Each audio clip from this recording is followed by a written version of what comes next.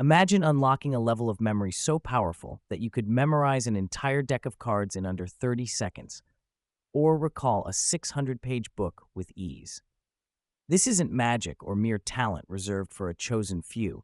It's a skill honed through ancient techniques and relentless practice.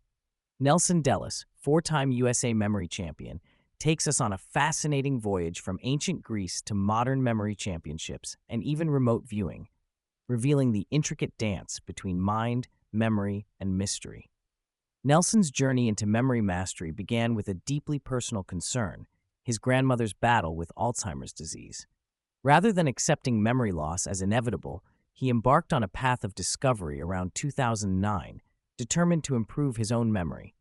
What started as curiosity blossomed into obsession as he found himself immersed in the competitive world of memory sports, a global Olympic-style arena where contestants push their memorization skills to phenomenal heights. Unlike those who seem naturally gifted, Nelson emphasizes that exceptional memory is not solely about innate intelligence or high IQ. Instead, it is about methodical training and goal-oriented practice. By using the official benchmarks for memory competitions, he transformed abstract efforts to improve memory into tangible, measurable progress. Each day involved memorizing numbers, playing cards, names, lists, and poetry, with meticulous notes guiding him toward incremental improvement. But what truly hooked him was the realization that memory is a trainable skill anyone can develop with dedication. Popular culture often glorifies photographic memory, suggesting that some fortunate individuals effortlessly retain everything they see or hear. Nelson challenges this notion by pointing out that most humans share fundamentally similar memory capacities. Differences arise not from some mysterious genetic gift, but from varied interests, life experiences, and crucially, the use of effective memorization techniques. While some individuals may have a natural knack for recalling facts or names, memory athletes rely heavily on systems that convert abstract data into memorable images and structured associations. This distinction is key. Raw intelligence alone does not guarantee extraordinary memory. Mastering techniques like visualization and memory palaces bridges the gap that natural talent alone cannot cross. The conversation dips into history, unearthing the ancient Greek origins of one of the most powerful mnemonic tools, the memory palace, also known as the method of loci. Stories like that of Simonides, the ancient lyric poet, highlight the roots of these techniques. When a hall collapsed during a performance, killing many people, Simonides used his visual memory and spatial awareness to identify the victims based on their seating positions. This dramatic event seeded the idea of using physical locations as mental anchors to store and retrieve information. Nelson explains how the memory palace exploits our brain's natural affinity for spatial memory. Human minds excel at remembering places and spatial layouts, so by associating abstract information, numbers, words, images, with vivid locations in a familiar physical setting, we create a reliable, ordered framework for recall. This ancient practice was vital in times when texts were written on endless scrolls without punctuation or breaks, demanding memorization for the transmission of knowledge.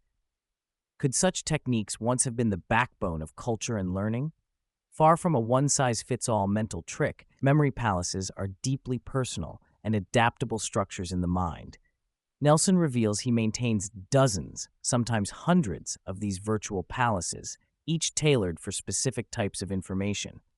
For competitions, he chooses a pristine palace he hasn't recently used to avoid interference with earlier memories, akin to cleaning a room before filling it with new information. When tackling massive projects, such as memorizing a dense book, careful pre-planning is essential.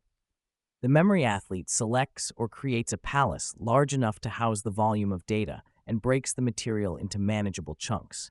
Nelson emphasizes the importance of prioritizing what to memorize. Not everything requires encoding. Critical ideas and highlights warrant palace real estate, while less vital details can be reconstructed through logic or skipped altogether. This thoughtful allocation distinguishes efficient memory practice from rote overloading. The podcast dives into the competitive side of memory, where contests feature grueling events such as memorizing thousands of digits in minutes, full decks of playing cards, unknown names and faces, and even lengthy unpublished poetry. Nelson describes the exhilarating final challenge, memorizing 2 decks of cards in 5 minutes and then flawlessly reciting each in order. The method here is nothing short of artistry. Each card translates into a hybrid image, combining person, action, and object to create mini-dramas, which then embed within the memory palace's locations like vividly staged scenes. Stress and performance pressure add layers of complexity. Even champions sometimes freeze, their trained minds momentarily overwhelmed by nerves. Memory competitions demand not only skill but mental resilience, focused calm, and flawless retrieval under scrutiny. Isn't it astonishing how tackling such abstract and intimidating tasks is made achievable through ancient mental architectures and disciplined visualization? Nelson and the host reflect upon how society's reliance on technology may be diminishing our intrinsic memory capabilities. For millennia, human survival depended on robust memorization, passing oral traditions, cultural lore, religious texts, and knowledge from one generation to the next. Today, smartphones, digital assistants, and vast, instantly accessible databases have supplanted the need for such internal feats. This shift raises unsettling questions. Are we trading memory for convenience? If the art of memorization becomes obsolete, what might we lose in human cognition and culture? Could this erosion of mental training dull not only memory but creativity, intuition, and connection? Yet, against this backdrop, competitive memory athletes remind us what the human brain is capable of when fully engaged. A captivating inquiry threads through the conversation. Where exactly is memory stored? Neuroscience reveals no singular memory center, but rather a vast, dynamic network across many brain regions. The brain operates as a complex holographic system where memories are encoded through altered neural connections, distributed widely rather than localized. Nelson shares a mesmerizing experience breaking notorious speed barriers in card memorization, entering a flow state where memory seemed to flow through him from somewhere beyond conscious effort.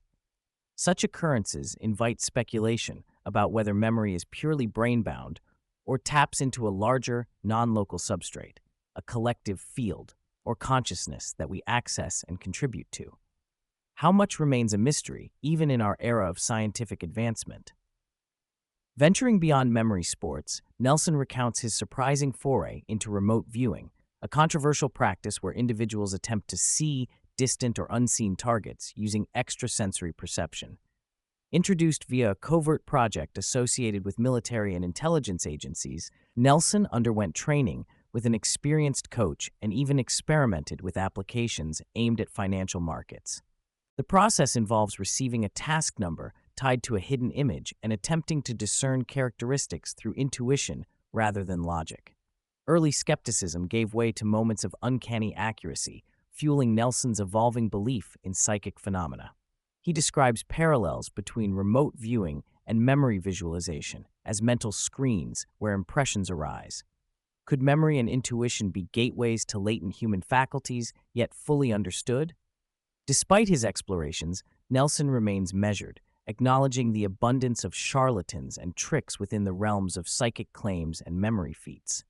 The podcast touches on figures like B.J. Shahi, who gained fame for purportedly photographing books in foreign languages, but were later exposed as frauds. Even famed mentalists and magic experts provide alternative, skeptical views on abilities like telepathy and clairvoyance. This tension between genuine phenomena and expertly crafted illusions complicates public perception and scientific inquiry. Nelson underscores the importance of rigorous testing, controlled experiments, and open-minded skepticism. After all, extraordinary claims demand extraordinary evidence. How do we discern reality from deception when the mind itself is a master of suggestion? The dialogue also journeys to altered states of consciousness, pondering how ancient Greeks might have used psychedelic substances in their religious and cultural practices. They drank wines infused with ergot fungi, a natural source of hallucinogens, during mysteries like the Eleusinian rites. Such experiences possibly fostered deep spiritual insights, communal bonding, and intellectual breakthroughs that shaped Western philosophy and science. Reflecting on Nelson's own breathtaking experiences with psychedelics, The podcast ponders whether these substances catalyze the unlocking or expansion of cognitive and intuitive abilities. Our ancient rituals, music, poetry, and dance, intertwined with chemical fascinations to produce moments of transcendence. Could revisiting these pathways revitalize our understandings of memory, mind, and meaning? Throughout the conversation, a recurring theme emerges. Memory is as much about paying focused attention as it is about recall. The techniques Nelson teaches revolve around transforming dry, abstract data into vivid, engaging mental stories, which captivate the brain's natural affinity for images, rhythms, and stories. Whether aided by music, change of location, or intentional pacing, memory excels when the mind is fully present and emotionally engaged. This insight resonates deeply. Are we losing more than just memory capacity in the digital age? Are we losing the art of concentrated attention, the capacity to truly experience and encode the richness of life? Nelson's adventurous blending of ancient wisdom and modern science invites us to reclaim not just memory, but mindful presence.